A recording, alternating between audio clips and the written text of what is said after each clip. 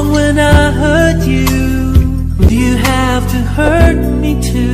Did you think revenge will make it better? 2 buwan ang lumipas, masasabi ni Mila sa kanyang sarili na napakagaan na ng kanyang loob na animoy para siyang isang ibon na nakawala na sa hawla. Sa loob ng 2 buwan ay naging abala sa pagtatrabaho si Mila sa cafe sa tuwing gabi at sa umaga naman ay nag-aaral siya at kapag wala namang pasok ay full-time siyang nagtatrabaho. Lumipat na rin siya sa paaralan upang makalayo at natatakot pa rin siyang magpakita sa kanyang ina. Sobra siyang natroma sa lahat ng pananakit at pag-aalipin ng ina. At ang labis na ikinakatakot niya ay baka ibalik na naman siya ng ina sa club. Mila, are you okay? Ani ng pamilyar na boses. Hindi na namalayan ni Mila na nakatulala na pala siya habang nagpupunos ng lamesa. Ay, butigang walang buntot. Ay, sorry Miss Kiala, kayo po pala. Ani ni Mila at humingi ng pasensya dahil napalo niya ng basahan ng babaeng nagsalita sa kanyang tabi. No, it's fine. Napansin ko kasing napakalalim ng iniisip mo eh. May problema ka ba? Ani ng kanyang amo. Si Kiala Multivargo, ang nag-iisang kapatid na babae ni Aris Multivargo. Sa 2 buwan na pagtatrabaho ni Mila roon, ay nakilala na niya lang lubusan ng lalaking tumulong sa kanya. Kaya naman, eto nang tinuturing ni Mila na matalik ng kaibigan. Maging ang kapatid ito na ngayon ay boss na niya ay naging malapit na rin sila. Mukha lang maldita ito dahil palaging nakataas ang kaliwang kilay. Subalit napakabait naman ito sa mga empleyado nito, lalo na kay Mila.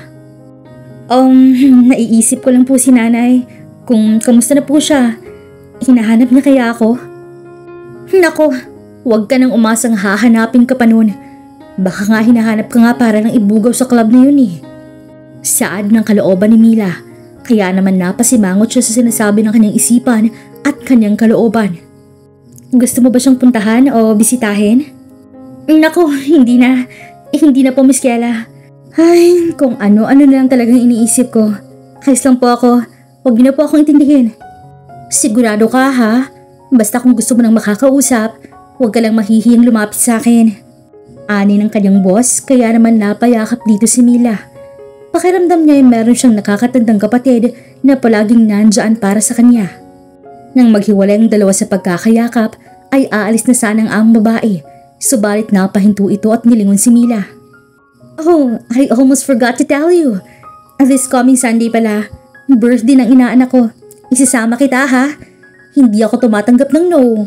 Don't worry, akong bahala sa lahat. Minsan, kailangan mo ring maglibang para makalimutan mo lahat ng problema.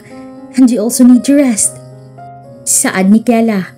Ngumiti naman si Mila sa katumango sa mabait niyang amo. Sige po, Miss Kiala. Maraming salamat po.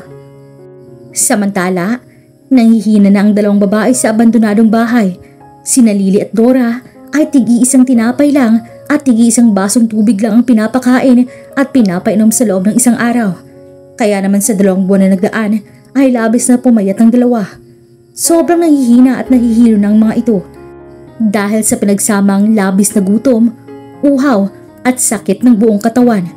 Pinagpapasahan ng mga tauhan ni Marco ang 2 babae. Sa 2 buwan ay ito ang naging parausan ng mga tauhan at ginagawang punching bag, kaya punong-puno ng pasa at sugat ang mukha at katawan ng 2 babae. Habang sa kabilang dako naman ay kakauwi lamang ni Kenneth mula sa Spain. 7 buwan siyang namalagi roon. Welcome back, Master. Mas lalo kang gumwapo ah. Pero mas gwapo pa rin ang boss ko. Di ba, Boss Paul? Ani ni Ryan sa mag-ama. Anong kailangan mo? Diretsyong tanong ni Paul. Kilalang kilala ni Paul si Ryan kaya alam niyang may kailangan ito. Napakamot naman ang ulo ang lalaki sa kapilit ng umiti sa 2 amo. Young Master, Boss Paul, kasi wedding anniversary namin ni Magnolia bukas. Gusto ko sanang magbakasyon kasama ng pamilya ko. 1 buwan lang. Matagal ko na rin kasi hindi napapasyal ng 3 mga anak ko at si Mrs. Okay, gamitin niyo ng private jet. Libutin niyo ang mundo. Kahit saan niyo gusto magpunta at gamitin niyo to. Saad ni Paul, sabay kuha ng block card nito. Wow! Kaya nga idol kita, boss eh. Thank you, boss. Nga pala, Master Kenneth. Buhay siya. Nasa table mo na lahat ng mga reports. Ani Ryan nang balingan nito ang binatang amo. Naibaba ni Kenneth ang mga papeles matapos niyang makita at mabasa lahat ng mga reports sa kanya ni Ryan. Mula pa man noon ay hindi naniniwala si Kenneth na namatay ng anak ni Marco at Angel hanggat wala siyang nakikitang katawan. Namalaya na lamang ni Kenneth ang kanyang sarili na minamaneho ang kanyang sasakyan papunta sa lugar kung nasaan ang dalawang babaeng dahilan ng pagkawala ng anak ni Marco. Pagdating ni Kenneth ay nakita niyang nilalatigo ni Jason ng isang babae. Halos hindi nito makilala dahil puno na ng dugo, sugat at pasa ang katawan at mukha niyon. Master, anong ginagawa niyo rito? Ani Marco na nagsalita sa likuran ng binata. Wala pa ba? At ba't humihinga pang mga yan? Maikling sagot ni Kenneth. Napakunot-no si Marco sa kasandaling napaisip bago naunawaan ang sinagot ng batang amo. Ayaw pa rin magsalita ni Lily kung nasa ng anak ko. Saka gusto ko muna silang pahirapan ng sobra hanggang sa tuluyan silang mawalan ng hininga. Ayokong madali ng buhay nila kaya ipapalasap ko pa sa kanilang impyerno. Patuloy pa rin sa paghanap ng mga tauhan para hanapin si Mila. Mila Arevalo ang ipinangalan niya kay Angelica. Kahit nga pangalan ayaw niyang aminin. Noong isang araw ko lang nalaman sa mga tauhan na nag-imbestiga. Wala kaming isang picture dahil walang larawan na nahanap sa bahay na tinitirahan nila. Masyadong mabagal ang mga tauhang kinuha mo, Marco. Hindi na bago sa atin itong paghahanap sa isang tao. Inabot na kayo ng ilang buwan. Wala pa rin. Kinukupad na ba kayo? Kapag ako makahanap kay Angelica, hindi mo na siya mababawi dahil magiging akin siya. Prangkang saad ni Kenneth. Baka nakakalimutan mo, Master. Anak ko ang pinag-uusapan natin dito at hindi ko basta-bastang pinamimigay ang anak ko. Lalo na kung ikakasama niya at ikakapahamak niya. Matapang na sagot naman ni Marco. Mapapasakin siya. Tandaan mo mga sinabi ko. Kapag akong maunang makahanap sa kanya, she's mine. Sagot ni Kenneth saka kinuha ang baril ng tauhan ni Marco at walang pagdadalawang isip na pinagbabaril nito ang tuhod, paa at hita ng dalawang babae. Buhay pang mga yan. Kapag naubusan ng dugo, mamamatay rin ang mga yan. Huwag niyong itapon. Dalhin niyo sa White House nang mapakinabangan ng mga hayop. At Marco, paunahan na lang tayo sa paghahanap sa anak mo. Kapag ikaw mauna, magiging malaya siya. Hindi ko siya kukunin o guguluhin. Pero kapag ako daw na, pasensyahan dahil papakasalan ko si Angelica. Huwag mo akong pipigilan sa kung anong gusto kong gawin dahil kilala mo ako. Mahabang sabi ni Kenneth at tinalikuran na nito si Marco. Naglalakad pa uwi si Mila mula sa paaralan. Pakiramdam niya ay merong sumusunod sa kanya kaya naman panay ang lingon niya sa likuran. Subalit wala siyang makitang ibang tao maliban lamang sa kulay itim na sasakyan na may kalayuan sa kanya. Hindi na mapalagay si Mila kaya naman mabilis ang bawat hakbang niya. Hanggang sa makarating si Mila sa pinagtatrabahuan ay hindi pa rin mapakali ang kanyang kalooban. Kaya naman napansin kaagad yun ni Aris. Hey, are you okay? Ani ng binata at hinawakan sa magkabilang pisngi ang dalagita. Nanginginig ka. Anong problema? Lately napapansin kong hindi ka mapakali. Pakiramdam ko kasi nahanap nila ako. Pakiramdam ko palagang may sumusunod sa akin itong nakaraan. Natatakot ako, Aris. Baka saktan na naman ako ng nanay ko at ibigay ako sa club na yun. Saad ng dalagita at nanggilid ang kanyang mga luha. Hey, don't cry. Listen to me. Milagros, Mila, listen to me. Hanggat nandito ako sa poder ko, walang makakagalaw sa'yo, walang makakakuha sa'yo. Pinapangako ko yan. Buong pusong sabi ni Aris at niyakap ang natatakot na dalagita. Alam ni Aris na napakabata pa ni Mila dahil 15 anyos pa lamang ito. Subalit hindi niya may tatanggi sa kanyang sarili na nagkakagusto na siya sa dalagita. Ngunit habang bata pa ito ay ayaw muna niyang ipaalam ang kanyang nararamdaman para dito. Gusto niyang hintayin muna itong tumuntong sa tamang edad. Darn, she's so young and innocent. Hindi naman siguro masamang 12 years ang gap ko sa kanya. Ani ng kalooban ng binata. Samantala sa kabilang dako naman ay nanggagalaiti sa galit at kuyom ang mga kamao ni Kenneth.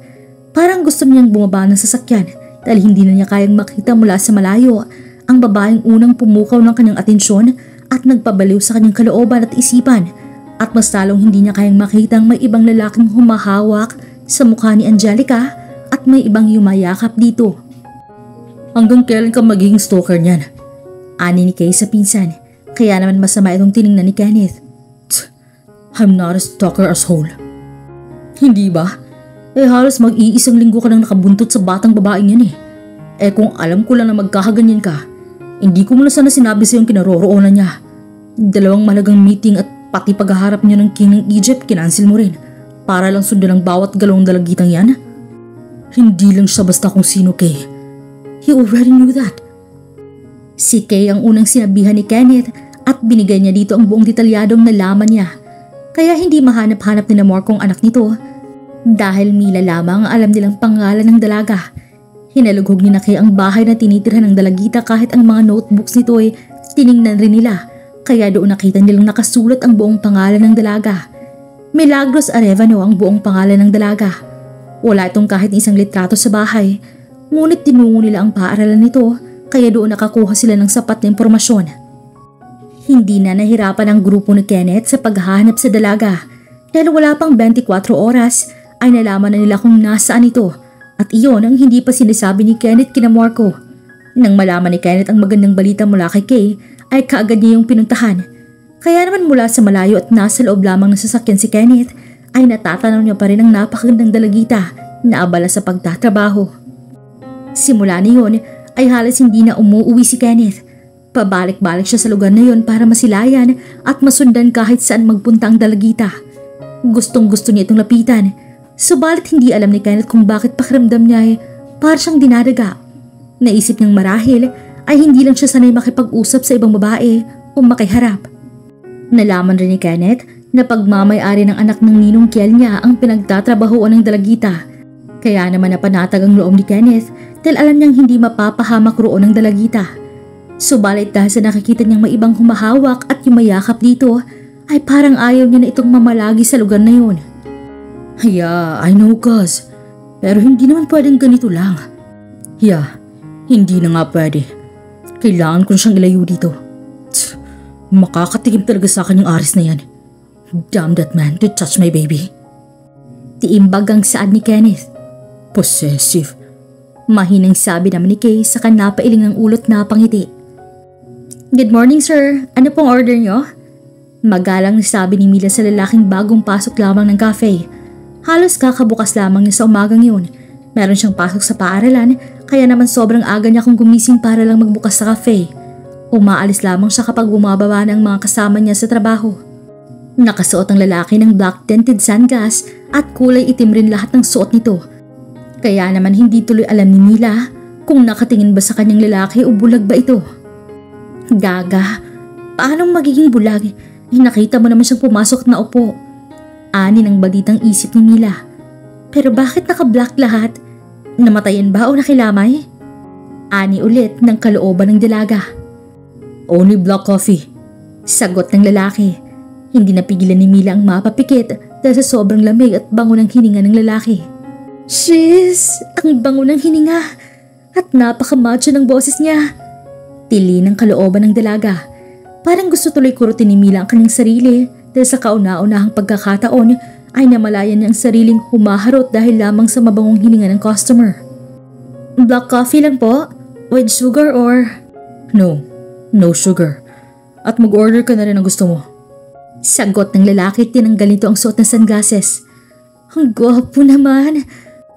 Ang mga mata niya, ang ganda. Parang may sinasabing mga mata niya.